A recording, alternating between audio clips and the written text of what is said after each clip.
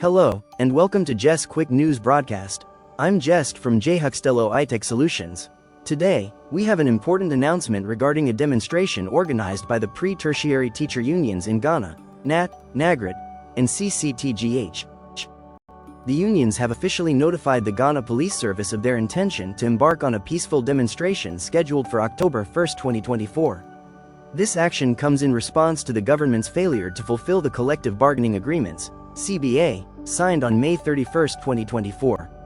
In their letter to the police, the unions expressed deep dissatisfaction with the government's apparent aloofness and disregard for parts of the signed agreements, which they believe have exacerbated the hardships faced by teachers across the country.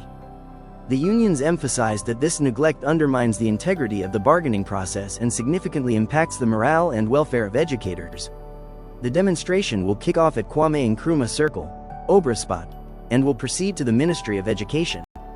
Approximately 1,000 teachers are expected to join this demonstration, voicing their demands for the implementation of the agreements. The unions are committed to ensuring that the protest remains peaceful and orderly. They have requested support from the Ghana Police Service to create a safe environment for all participants.